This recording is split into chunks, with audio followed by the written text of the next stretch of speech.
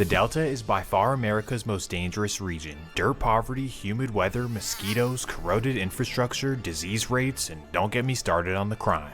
The region stretches from Louisiana to Mississippi, Alabama, and kind of up to western Tennessee. And if you're unfamiliar with the area, it holds by far the highest poverty rates and violent crime rates in the country. How your Gotti crew are getting obliterated and Memphis stay inside or getting spanked. That's crazy.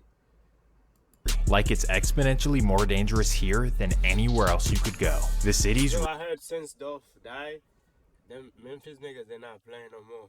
Really speak for themselves. I mean, Baton Rouge, New Orleans, Jackson, Mobile, Birmingham, Shreveport, and most importantly, the largest city of them all, Memphis, Tennessee. This is a place where if you haven't been, you truly have no idea. And it's like too much going on.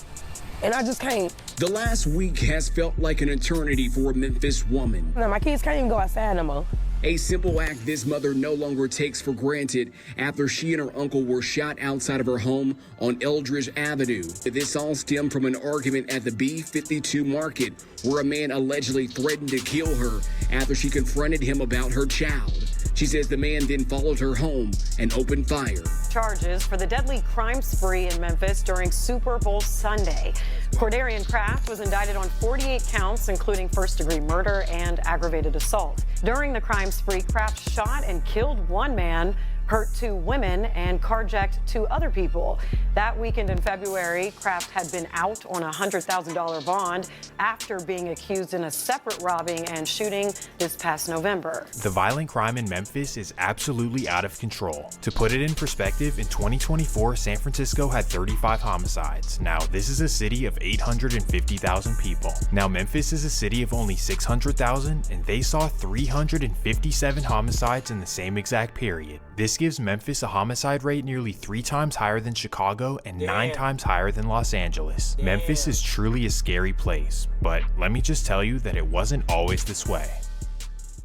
At one point, Memphis was a thriving middle-class city. A city known for rock and roll, blues, barbecue, a massive military training base, and for being a trading hub along the Mississippi River.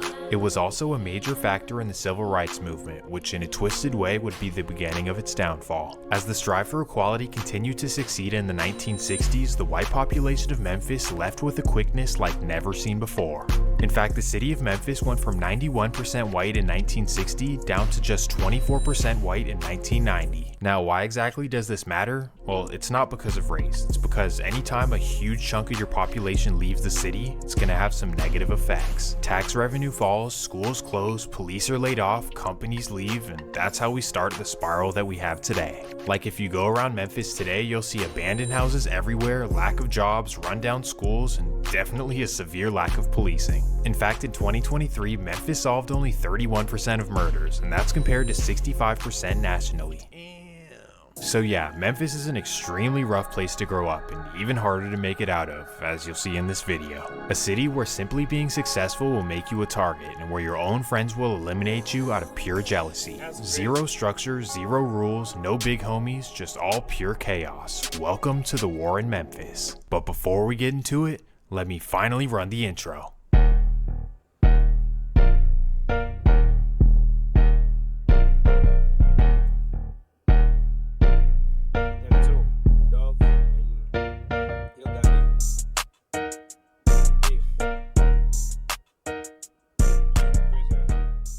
The story begins in North Memphis, specifically the infamous Ridgecrest Apartments. Infamous for all the wrong reasons, and this is where a boy named Mario Mims was born in 1981. Mario grew up in a truly hectic environment, outside the apartment, but most importantly inside as well. Unfortunately, as a young child, Mario saw his parents cook up and trap out of the apartment, exposing him to things that no child should ever see. If I open the deep freezer to get a popsicle, it stacks some money in the deep freezer. If they drop me off over my auntie house to play with my cousin, it stacked some money in they shit. Despite his toxic environment, Gotti was smart and was able to succeed in school. However, when he got to his teenage years, he had a lot of responsibilities because he was basically out on his own. So around the age of 14, Gotti began hustling in the rough streets of Memphis. And because he learned the game from his family, he was able to do it pretty successfully, enabling him to buy some things that he never thought he could have. For him, it was a Mustang GT on Dayton's and a bunch of fresh clothes. That's all that really mattered. But Mario knew that he didn't want to be a criminal forever. In fact, he had much bigger dreams for his life. Inspired by the local success stories of 3 6 Mafia and 8 Ball and MJG, he knew that he wanted to be a rapper. So from the age of 15, Mario began recording music and selling his CDs out of the trunk. His rap name was Lil Yo, and he dropped his first mixtape as a sophomore in high school in 1996. Long story short, Mario kept hustling his mixtapes for 13 straight years. To put it simply, he just never gave up, as he finally cracked his way into the industry in 2009. With songs like 5 Star and Women Lie Men Lie featuring Lil Wayne, he was becoming a household name. But being a 30-plus-year-old brand new rapper, he knew that he couldn't be a rapper forever, so he started to shift his mentality into being a boss. So in 2012, he opened his label called CMG, short for Cocaine Money Gang. The idea was that he was already a hometown hero in Memphis, so he wanted to sign local talent and take their careers to the next level. However, CMG was off to a slow start, as for the first 2 years, nobody signed to Gotti. There just wasn't really a lot of local talent or interest to sign to an artist like Yo Gotti, cause no disrespect, but why would you sign to Yo Gotti when you can sign to literally anyone else? But as we know, Gotti is persistent, and just like his rap career, he was willing to be patient until he found the right artist. Well, that takes us to 2014, when Gotti was able to find his perfect protege to sign. We now shift to the south side of Memphis, specifically the notorious Castalia Heights neighborhood. Abandoned houses, rats, roaches, and non-stop gunplay. Here is where a man named DOLPH Thornton was raised most of his life. He was actually born to his parents in Chicago, but if you know anything about history, you know that everyone in Chicago's grandparents come from Memphis or Mississippi. Well, just like Yo Gotti, DOLPH's parents were involved in the game as well, so they sent him to live with their grandma while they did the street stuff in Chicago. They figured that they didn't want him exposed to their lifestyle, and grandma's house would be a much better environment. And while yes, grandma was strict and tried to keep him sheltered, his neighborhood of Castalia was just as bad as Chicago and probably actually worse. DOLPH is really from the bottom of the bottom, and because of this, his grandma did her absolute best to make sure he was disciplined. My grandma was she was little. She one of them little bitty ladies, you know what I'm saying? Then she older. But man, my grandmama don't play no game. I'm talking about like, nah, it ain't even about the ass whoop. She would do that when I was little, but she still had this fear that made me fear her even when I was in high school and got grown and older. You feel me? Like, she give you that look, or she got this, she'd cuss you out in a second and not even think about it. She prepared the nigga for life. She fucked the nigga up in a good way. Like, cause it's like, I don't expect shit from nobody. He would later appreciate her discipline, but as a teenager, he really didn't understand it and he rebelled and jumped into the streets. So while still in high school, DOLPH started hustling the streets of Memphis and stacking up major paper. But again, just like Gotti, he knew that he didn't want to do that forever and he had bigger dreams for his life. He knew that he wanted to do something with music, but he wasn't sure if he knew how to rap. That's until 2008 when his friends would get him in the studio and he realized that, oh my goodness, I can actually rap. This became his new hustle and passion, and he began slanging mixtapes in the streets of Memphis. Slowly but surely, he began gaining traction, but he never had the idea of signing to a label. Instead, he wanted to start his own. This is exactly what he did, as in 2010, he started his label Paper Route ENT, also known as PRE. Basically, he created his own movement, and it gained recognition from Gucci Mane, Trey the Truth, Rick Ross, and most importantly, Yo Gotti.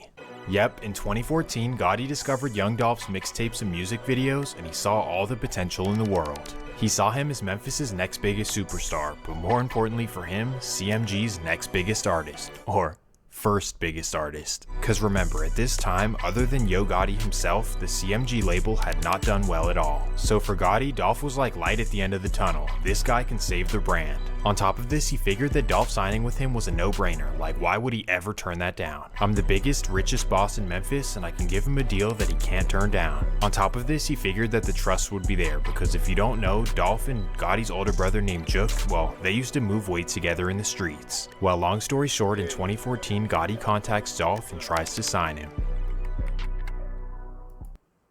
Obviously, he's text. They used that the richest figured that Dolph signing with him, like Light Yo Gotti himself, the CMG label had not done well at all. So for Gotti, Dolph was like light at the end of the tunnel. This guy can save the brand. On top of this, he figured that Dolph signing with him was a no-brainer. Like, why would he ever turn that down? I'm the biggest, richest boss in Memphis, and I can give him a deal that he can't turn down. On top of this, he figured that the trust would be there, because if you don't know, Dolph and Gotti's older brother named Juk, well, they used to move weight together in the streets. Well, long story short, in 2014, Gotti contacts Dolph and tries And then Juk pay somebody to kill him. That's crazy. to sign him. Obviously, he's expecting Dolph to be ecstatic and to want to sign with him right away. But that's not the case at all. In fact, Dolph has zero intentions to sign with Yo Gotti, no matter how big the bag is. It truly was nothing personal, as Dolph really just didn't want to sign to another man. He wanted to be his own boss. So in his mind, he respectfully declined Gotti's offer. No hard feelings, just business is business. Now this makes perfect sense, right? Well, it's not that simple, and here's how everything would play out. It's the summer of 2014, just a couple months removed from Dolph turning down Gotti's offer. Well, this is when Dolph makes the shocking decision to sign with a small upcoming label in San Francisco. This would of course be Empire, and if you're familiar with Empire, you know they're not the typical label. In fact, they're more so of a distribution company. Basically, you keep creative control and ownership of your music, and Empire markets and distributes for a percentage of the revenue. It's a very smart deal for a self-motivated hustler like Dolph, cause you don't have a label breathing down your back or holding back anything you do. But regardless, this is not what's important for the story. What's important is how Yo Gotti felt about it. Now, regardless of specifics, let's put ourselves in Yo Gotti's shoes. You told me as a man that the reason you turned down my deal is because you don't want to sign a deal at all. And then just a couple months later, you go and sign a record deal. So pretty much you lied to my face, and as a boss from your own city, you should probably have some more respect for me. Not only did I offer you a big bag, but you also used to move weight and hang with my brother, and you still didn't have enough respect to tell me the truth? Who do you think you are, lying to the face of the king of Memphis? You. Regardless of right or wrong, this is how I truly believe that Gotti felt. Unfortunately, he took the situation personally, and from here, tensions would rise. While Gotti was feeling some type of way about Dolph's career was taking off to the next level. He dropped hit songs like Preach, Cut It, Get Paid, and his mixtapes were doing pretty well as well. Dolph becomes somewhat of a household name by 2016, which only adds fuel to the fire of Yo Gotti's tension. Now, the situation could very well be deeper than this, but from the outside looking in, it was just a business disagreement that turned sour. Well, regardless, Dolph started getting tired of the subliminals and negative energy from Gotti's camp, and he decided to set the record straight. On February 19, 2016, Dolph adds major fuel to the fire, rubbing his newfound success in Yo Gotti's face. He releases his debut studio album called King of Memphis, where he's obviously claiming the throne to a city.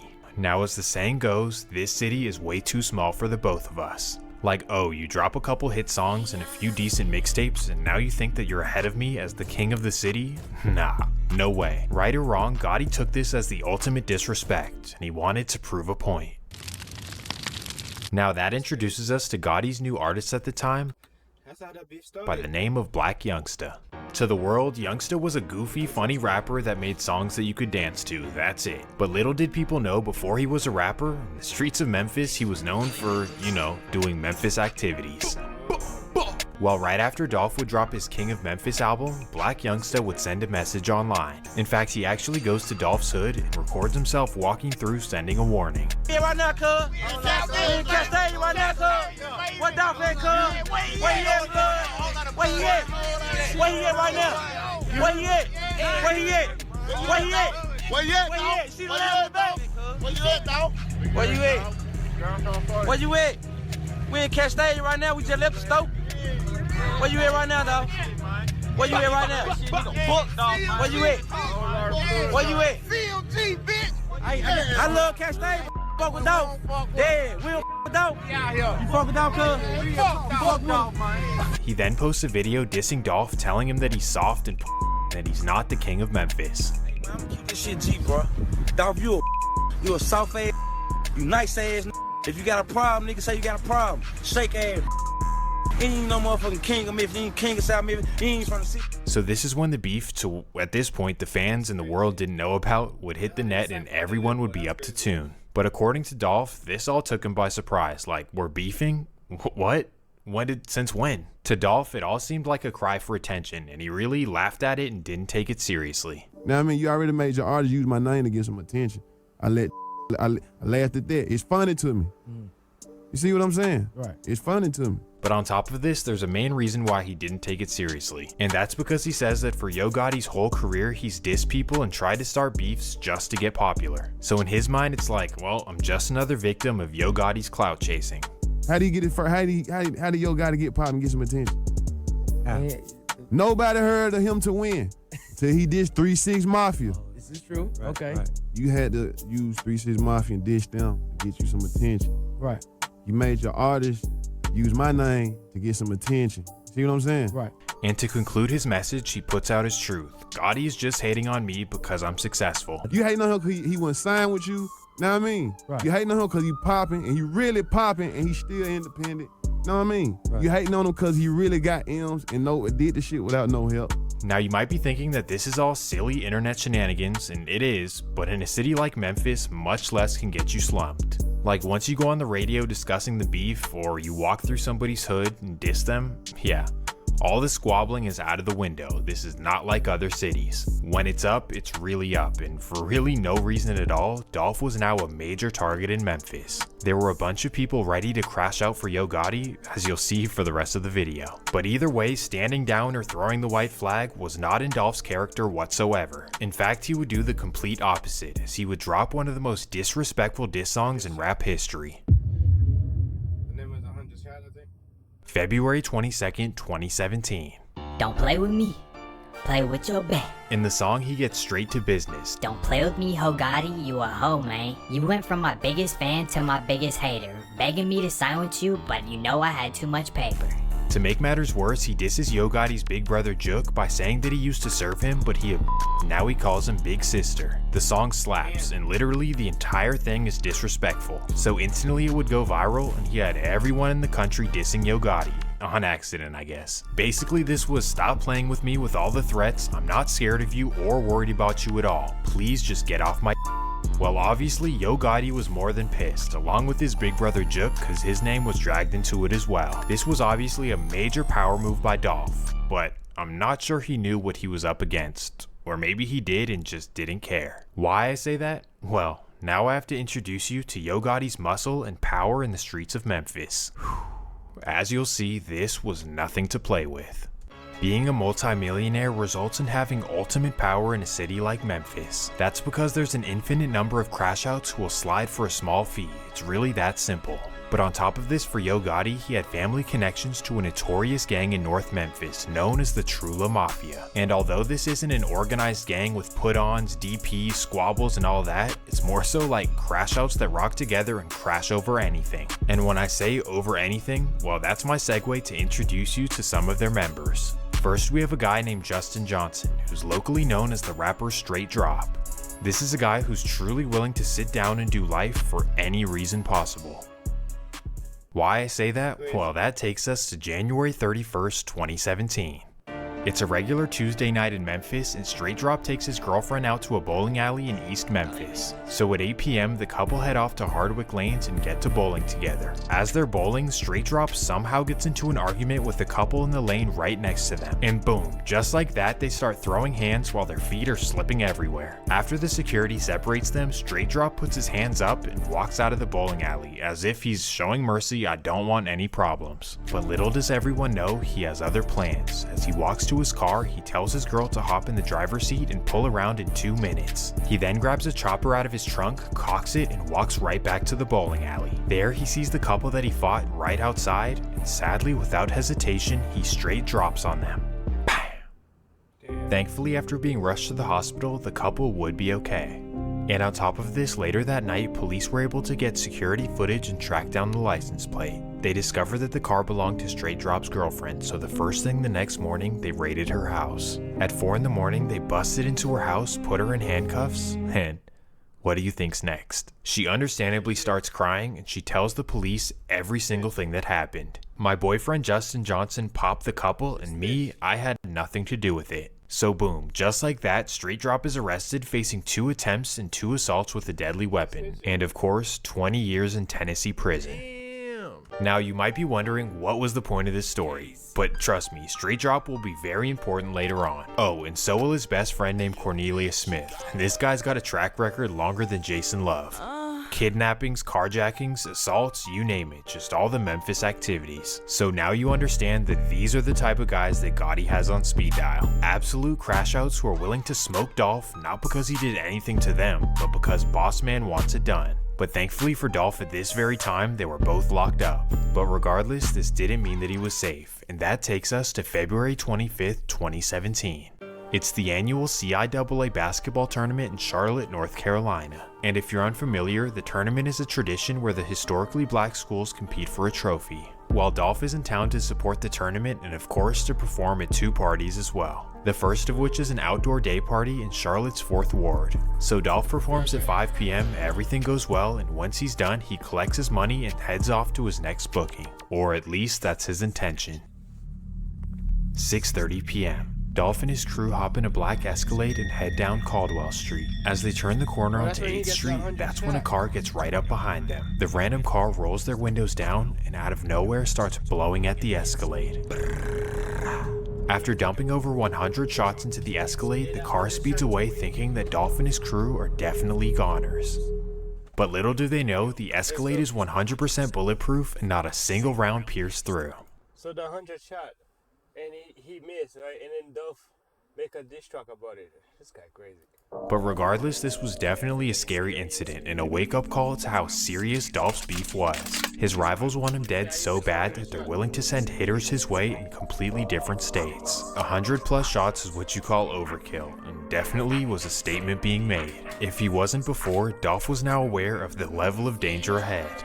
Except he really didn't seem to care. At all. Why I say this? Well, because right after getting lit up 100 times, he still went on to perform at his later show. Even a day party. I was leaving a day party. And we was headed to where we was headed to. Pull up a lot on a day party and get up the street. They started shooting. They shot. Shooting was over with. And shit, I had another party to go to that night. You know what I mean? So, shit, we went and did our party that night. Dolph was the ultimate hustler, and not to mention that he just wasn't scared of anything. On top of this, he wanted the world to know that I'm not worried about Yo Gotti whatsoever. Just a month after the incident, Dolph would release a song called 100 Shots, alluding to everything that happened. So basically after this, the whole world knew that Yo Gotti was thirsty for Dolph's head. Pause. Oh my goodness. Let me try that again. Yo Gotti wanted to spank Dolph. And even after this major failed attempt in Charlotte, they weren't done yet. Persistence, persistence, persistence. We're gonna keep trying and we're gonna find you wherever you are. And that fast forwards us 6 months to September 26, 2017. It's a Tuesday afternoon in Los Angeles, and young Dolph arrives in town for a show on Thursday. He lands around 2 p.m. and takes a limo with his crew to Hollywood, where he checks into the Lowe's Hotel. Shortly after checking in, he figures why not go outside and do some shopping. So by himself with no worries, he walks down to Shoe Palace on Hollywood Boulevard. As he's approaching the store, a gold Escalade is creeping up behind him. That's when 2 men spot Dolph, hop out of the Escalade, and run him down. Bam! They pop him up, run back to the car, and then speed away.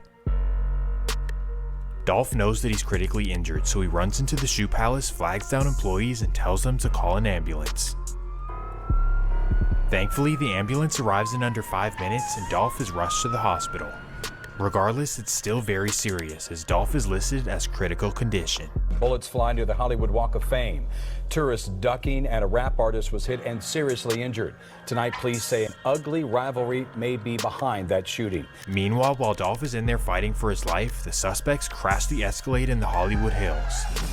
They try their best to run away on foot, but little do they know Los Angeles has helicopters in the sky. So within minutes, 2 arrests are made. As the news breaks of Dolph getting shot, everyone in the world is wondering what the heck happened. Was this a robbery gone wrong, or did Dolph have beef with someone in LA? Cause there's definitely no way that his rivals in Memphis went all the way to California to get him. And to do this on Hollywood Boulevard in front of everyone? Nah, no chance. But little did people know the dudes in Memphis are different. A man has been arrested in connection with the shooting of rapper Young Dolph. police booked Corey McClendon from Memphis, Tennessee for attempted murder. Young Dolph was shot multiple times Tuesday after getting into an argument with 3 men outside of a Hollywood hotel. The rapper remains in critical condition. Bail for McClendon has been set at $1 million. So now the question is, who is this Corey McClendon from Memphis, Tennessee? Well, according to Los Angeles police, he's a longtime childhood friend of Yo Gotti. So this all but confirms exactly what this was about. At this point, Dolph is so hated that he can't even travel safely to cities like Charlotte or Los Angeles, California. Well, thankfully Dolph was able to recover, but this was yet another scary incident. Not only did his ops track him down all the way on the other end of the country, but they were also staying at the exact same hotel. This was very suspicious, but somehow Corey McClendon was able to beat the case 2 years later. This was the second failed attempt on Dolph's life, and at this point it's like, come on, give it up. First of all, from what we know, the beef isn't that deep. It's just simple jealousy, that's it. And thankfully for the meantime, the attempts on Dolph's life would calm down. Just peace, prosperity, and elevation for Dolph's life. For the next few years, the CMG side was focused on building up their record label, and Dolph was turning into a global star. Both sides were absolutely thriving and definitely putting on for Memphis. So because of this, there was really no need to beef at all. It even got to the point that Dolph started rolling around Memphis by himself in his flashy cars. The bottom line is that after the Los Angeles shooting, it was a very good 4 years for both sides. So in everyone's minds by 2021, the beef is pretty much a memory. But little did people know, for whatever reason, the CMG side was still as motivated as ever to spank Dolph. In fact, Memphis police believe that they were so determined to end Dolph that Gotti's brother Jook would put a $100,000 bounty on his head. That's crazy. That takes us to mid-November 2021. Dolph is back home in South Memphis visiting family and friends and driving around in his signature camo-wrapped Corvette. Obviously, just being in Memphis alone is a risk, but driving around in the car that you post all over the internet, my goodness, man. Maybe he thought the camouflage would make him invisible, but that's really not how it works. Or maybe he just didn't think he was in danger and had no clue about the $100,000 bounty on his head. But unfortunately, the hitters from the other side know all about the bounty, and once they get word that Dolph is in town, they get ready to lurk. Well, that takes us back to some people that I introduced earlier. First, we have Justin Johnson, also known as Straight Drop. Wait, wasn't this the guy who lit up the bowling alley and got arrested for it? Yep, that's him, and he was facing 20 years in prison.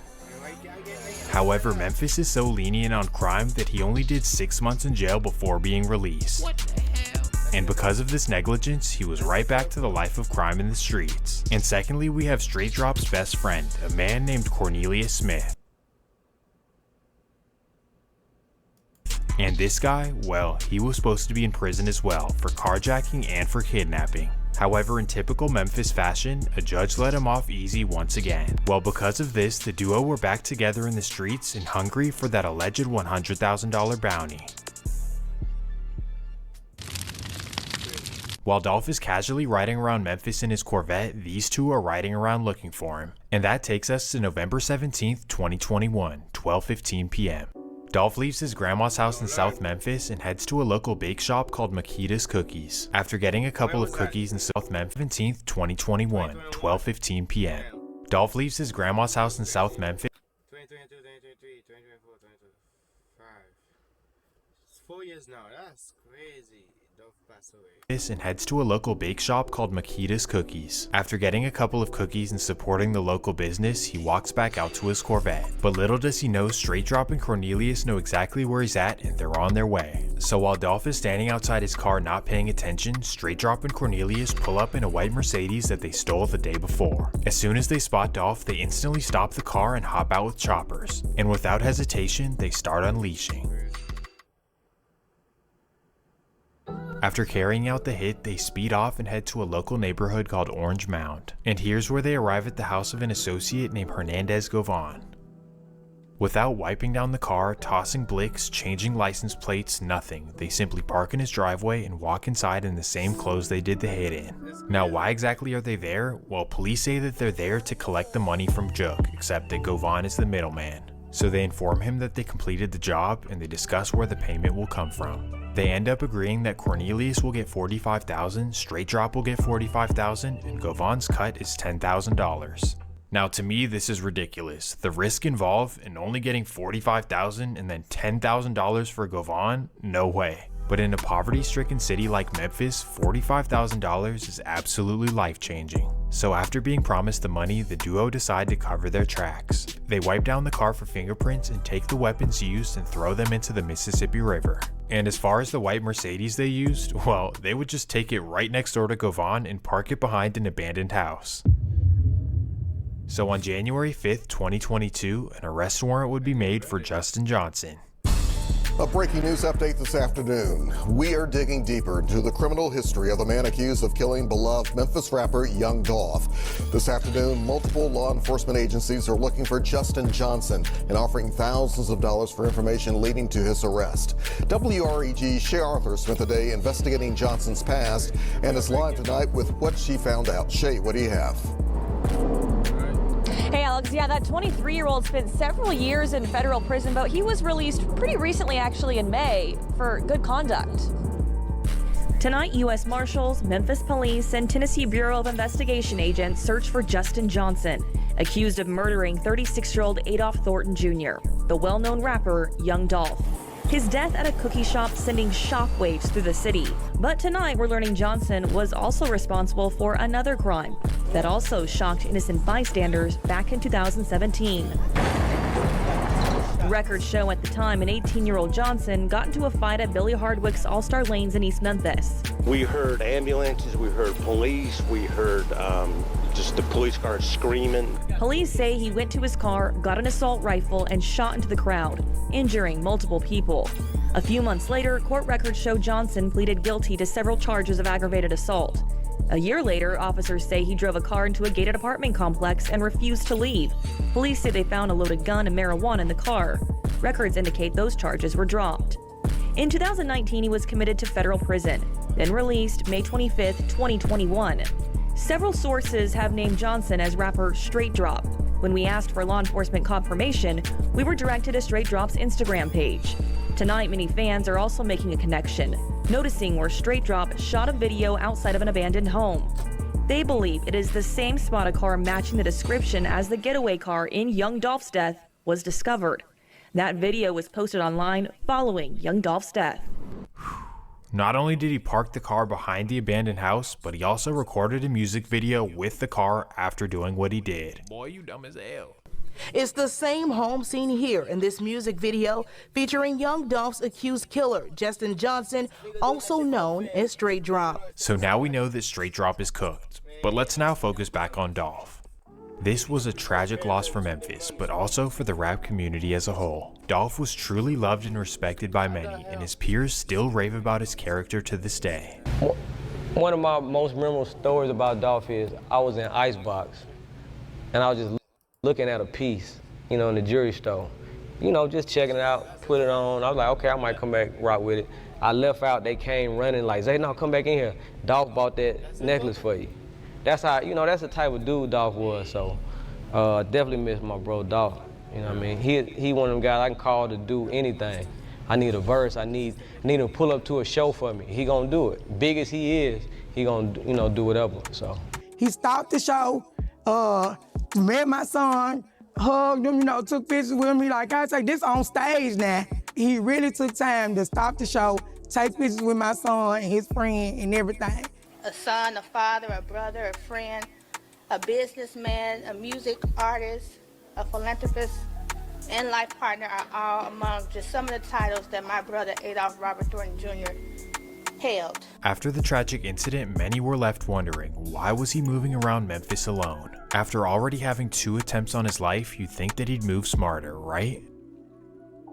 Many assumptions can be made on why he was moving how he was moving, but maybe that's just who he was. He wasn't gonna let a hater dictate whether he could go back to his neighborhood. He was gonna move how he always moved. And even though this was obviously a tragic decision, it's also kind of respectable. But also people were wondering, where are his homies and does Dolph have any muscle in the streets of Memphis? He was a hustler, a great rapper, a father, a respected character and all, but as far as having power in the streets, we all kind of assumed that he didn't have it. However, boy were we wrong. after his passing, an absolute beast would be unleashed.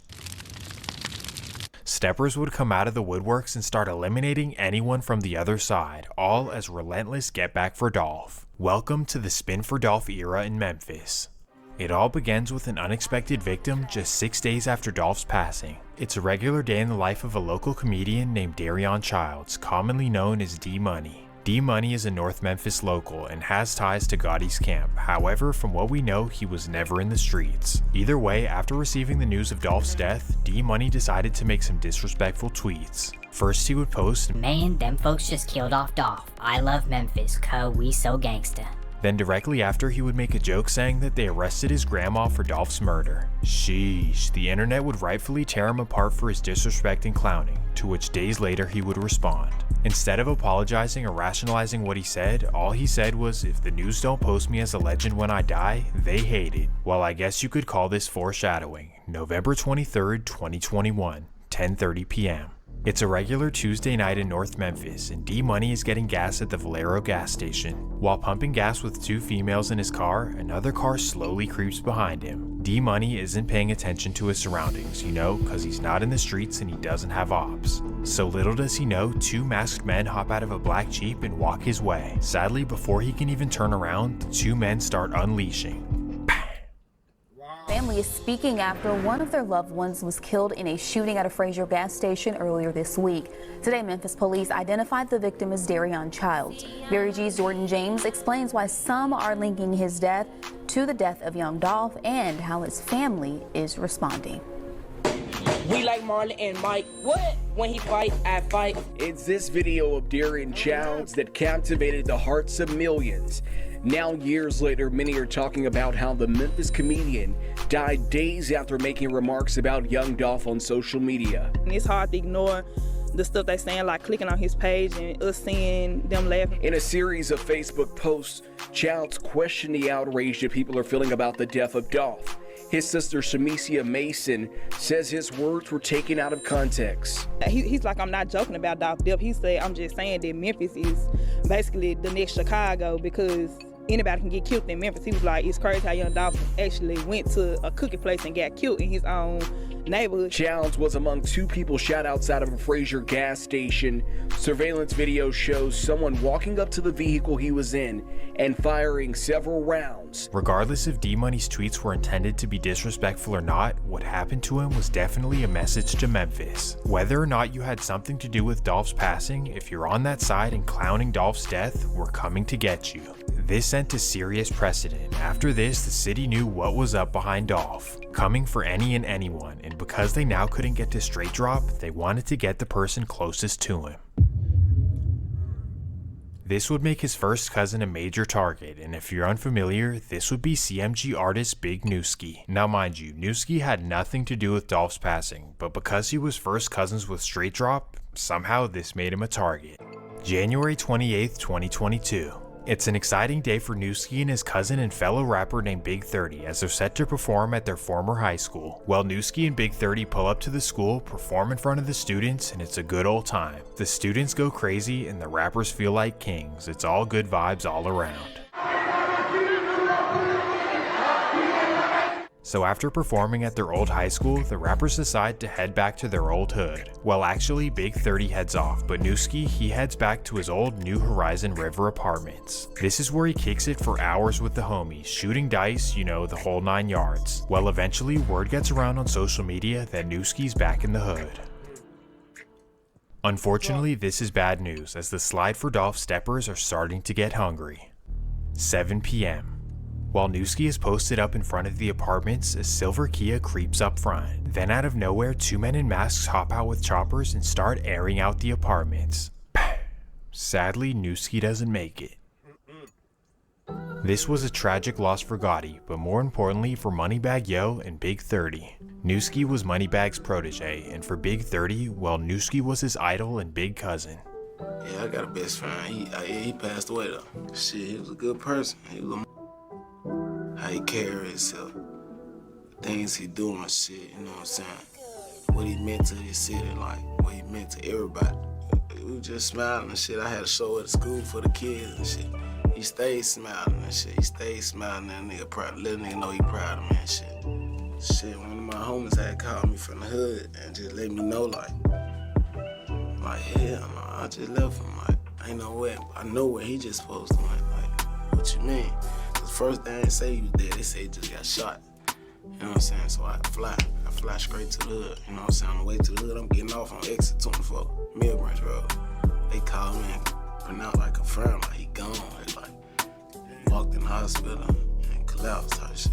The tragic loss devastated everyone close to Newski, and it only elevated the war in Memphis. Like, really, you targeted Newski when he had nothing to do with Dolph's passing, and only because he was Straight Drop's cousin? That's out of bounds. But the people sliding for Dolph sadly did not care, and this would not be the end of it. You'd think that after eliminating D-Money and Newski that the sliding for Dolph would chill out, like, we get the message. But unfortunately, as you'll see, enough would never be enough. And that reintroduces us to the notorious North Memphis gang known as Trula Mafia.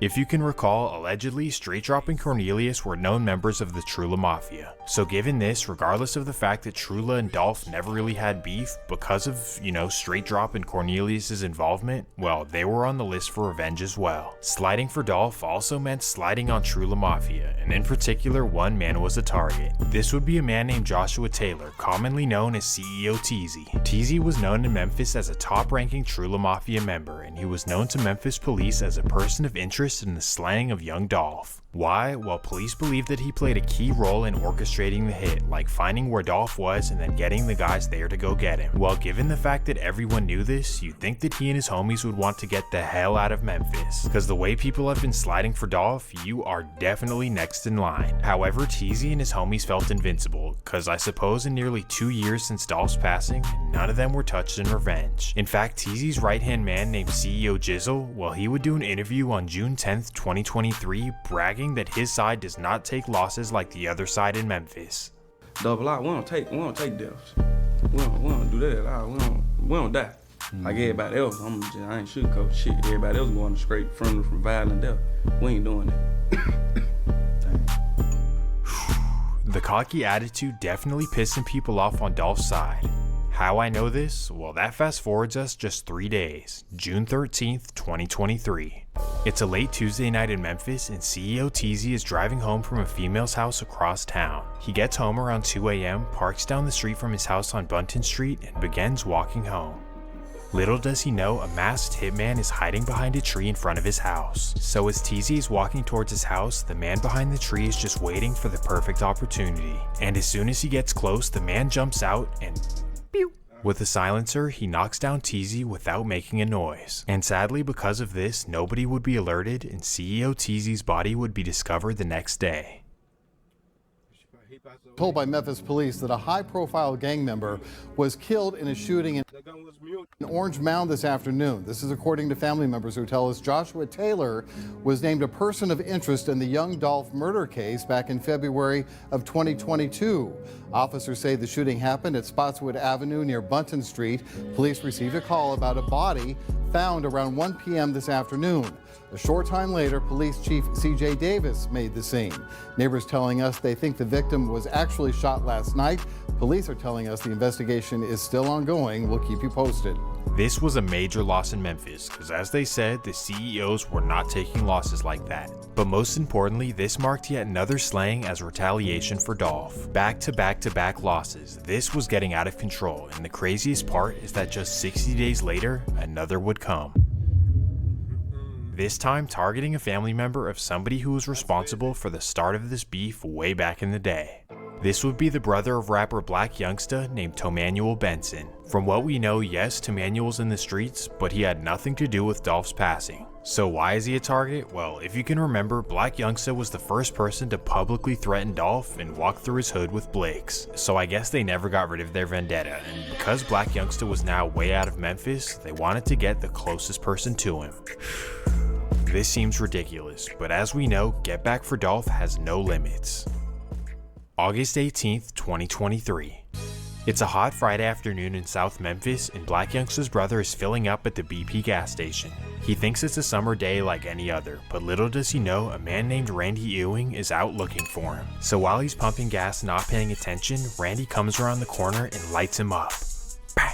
Thankfully, Randy misses 19 of his 20 shots, but the one shot that did land would claim Temanuel's life. A Memphis man wanted for murder is finally behind bars tonight after being captured by U.S. Marshals. 28-year-old Randy Ewing was taken into custody in Parkway Village last night after he was spotted by U.S. Marshals and the MPD fugitive team in the area of Crichton Avenue. He was wanted on second-degree murder charges for the shooting in August of Temanuel Benson, the brother of Memphis rapper Black Youngsta. This was obviously tragic for Black Youngsta and the whole CMG side. However, we're still yet to know what exactly this was about. Either way, Randy was caught on camera doing this, so he's probably away for life. But it is Memphis, and we never know what can happen. However, regardless of what the motive was, this was pretty much the nail in the coffin for the other side. I mean, back-to-back losses. Not to mention that since Dolph's passing, there have been over 1,100 murders in Memphis, so safe to assume that some— Damn, 1,100. Wait, am I bugging? in the coffin for the other side. I mean, back-to-back losses. Not to mention that since Dolph's passing, there have been over 1,100 plus. That's crazy. 1,100 murders in Memphis, so safe to assume that some other ones had something to do with it. It would be nearly impossible to try to figure out what had to do with what and what's get back and what's not. But what's not impossible? Well, that would be successfully solving Dolph's murder. I say that because more and more people would be arrested after straight dropping Cornelius, steady getting closer and closer to never mind. But in 2024, police would finally gather enough evidence and testimony to arrest who they believe was the mastermind of Dolph's hit. They believe that this man supplied the weapons, recruited the hitters, and facilitated the money for ransom. Now, I have no idea if he did any of this, but from what you're about to see in this video, you probably won't doubt it. Listen to this. After being arrested for first-degree murder, Hernandez was somehow granted bail. How someone who's being charged with masterminding a murder is granted bail is beyond me, but it is Memphis at the end of the day. Now, after somehow being granted bail and returning home, what do you think that Hernandez would do? A, lay low and try his absolute best to stay out of trouble, or B, doing the complete opposite? Obviously you guessed B, and you're definitely correct, because right after being released, Hernandez would feel famous and start doing an interview tour. What? In fact, in the interviews, he even talks about Yo Gotti, Young Dolph, and the entire situation. What? This is obviously ridiculous, and the judge would let him have it. Mr. Govan, I don't have to tell you how serious these charges are. I know I don't even have to go back through that, okay? I also shouldn't have to remind you that you're out on a bond and the court has put you under some real serious or some real tight stipulations. Yes, ma'am. At this point, the court feels like you're playing fast and loose with the court and these stipulations. And I don't like that. You have filed a motion through your attorney asking me to review your bond conditions. And before we could ever do that, I get a message from a concerned citizen that you're out doing interviews. Whether you're talking about this case or not, you're doing interviews. And the court doesn't like the fact that you feel it's a black girl too, so you know how black girl don't care. Feel free enough to do interviews. Because what could be happening is that you could be in jail. And it's a whole lot easier to supervise you there. So that's warning number 1. Please stop doing interviews or we're going to take you to jail until your trial. So at this point, what do you guys think Hernandez does? A, lay low and try to stay out of trouble. Or B, do the complete opposite. We have breaking news just in from DeSoto County. One of the suspects in the Young Dolph case has been arrested in a separate case in South Haven. According to the DeSoto County Sheriff's Office, Hernandez Govan was booked Sunday, but we're told he's already bonded out. He's accused of stalking, making threats, driving with a suspended license, and having an improperly mounted tag. Gotti is currently awaiting trial here in Shelby County on charges connected to the 2021 murder of rapper Young Dolph. Big Jook couldn't have hired smarter criminals. This was his best option. Between Hernandez doing all these shenanigans and then straight drop recording a music video in the same car he killed Young Dolph in, I mean, come on. Well, thankfully, while Hernandez is fighting his case, straight drop is overcooked in the courts. Man sentenced to life in prison for killing Young Dolph gets 35 more years tacked onto his sentence, meaning Justin Johnson could be in his 70s before he's even considered for parole. I think today's result, sends a very useful message that this kind of violence won't be tolerated, and we will do what we need to do to make sure that people who are dangerous stay locked up so they can't get out onto the streets again. But Johnson's attorney maintains his client is innocent. He has already filed a motion to get a new trial. Yeah. How much you got paid? Like $800 to shoot a guy? That's crazy. Good luck with that, buddy. Well, after the arrest of Justin Johnson, Cornelius, Hernandez, and then the loss of CEO TZ, there was only one person left on the streets. This would of course be Yo Gotti's older brother Big Jook, the one that police allege paid $100,000 for the hit on Dolph. However, to this point, they didn't have the hard evidence to arrest him, and they were waiting on some testimony that could possibly lead to his arrest. However, Big Jook is not like the dummies you've seen in this video. In fact, he moves very smart and always covers his tracks. And no disrespect, but Jook does not move like Dolph. You're not going to catch him just riding around Memphis alone. In fact, you're probably not going to catch him in Memphis at all, only for very special occasions, and that takes us to the start of 2024. Growing up, Gotti and Jook had an uncle that they looked up to named Eric Bovan. Eric was a legendary Memphis kingpin, known for being a cutthroat boss and stacking his paper. He's most known for being the head of the Bovan organization, which pretty much ran the streets of Memphis in the 1980s and 1990s. If you're unfamiliar, he was pretty much the big meech of the region. So because of this, Eric was seen as a legend in the city, for all the wrong reasons of course. Well, unfortunately, Eric would pass away on New Year's Eve at the age of 63. His passing would bring much sadness to Gotti and Jook, and many in the city of Memphis. And as a result, the funeral would be very big, with hundreds of people flying into town, of course including Yo Gotti and Big Jook. January 13th, 2024. It's the day of Eric's funeral, and hundreds of people are in town, including Yo Gotti and Jook, who are rolling super deep with security. Well, strangely, in the morning of the funeral, Big Jook makes an Instagram post where he says, "Stay alert to stay alive. Watch your back at all times." Just keep that in mind. Well, the funeral goes by smoothly, and then after there's a gathering at a banquet on Winchester Road. So pretty much everyone heads from the church to the banquet, except for Yo Gotti, as he has something else to tend to. However, Jook decides not to go with Gotti and rather would go to the banquet. So at 3 p.m, he and his family hop in the Escalade and head down to Winchester Road. It's a joyous event and a joyous day all around. But little do they know, the rivals know about their exact whereabouts. Not knowing that he has rivals on their way to come find him, Jook hops out of the event at 4 p.m. and walks to his Escalade. This is where his mom is sitting in the back seat with the door open, and he goes up to her and whispers something in her ear. Immediately, she hops out of the car and walks back to the event. So now Jook is sitting in the car, and coincidentally at this exact moment, a white Ford Explorer pulls right alongside him. They roll their windows down, and without hesitation, Get you back to that story we told you about off the top of the broadcast, a deadly shooting in Hickory Hill.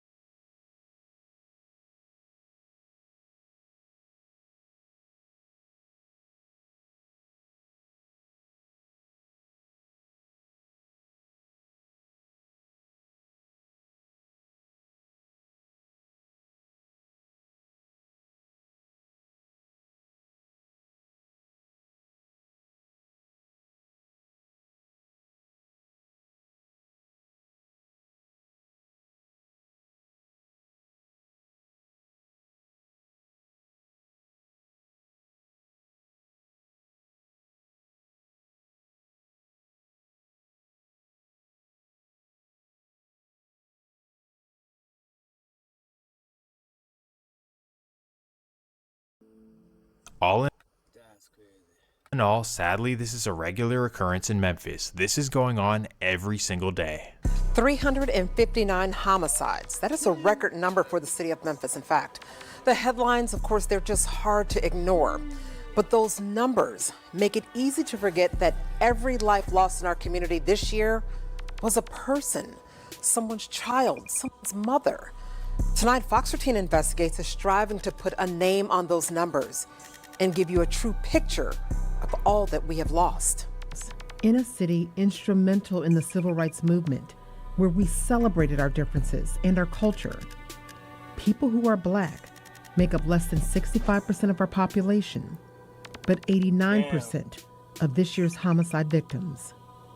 7% were Hispanic, and 4% were white.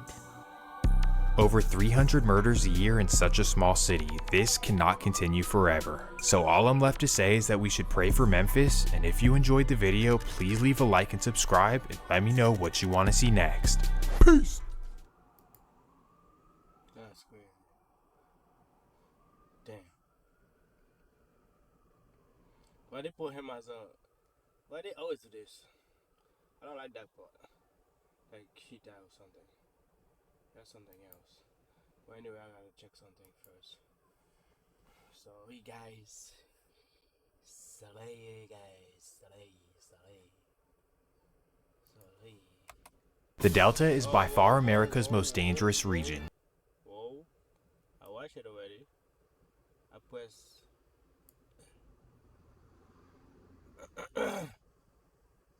Right. Okay.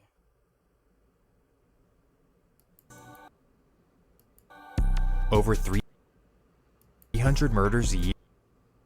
I watched it already. My boy. That's crazy.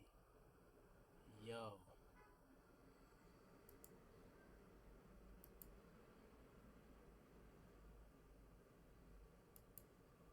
I'm making a YouTube video. You already know.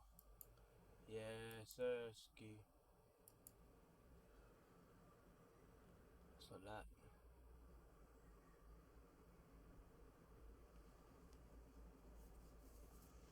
Oh, I need to finish it.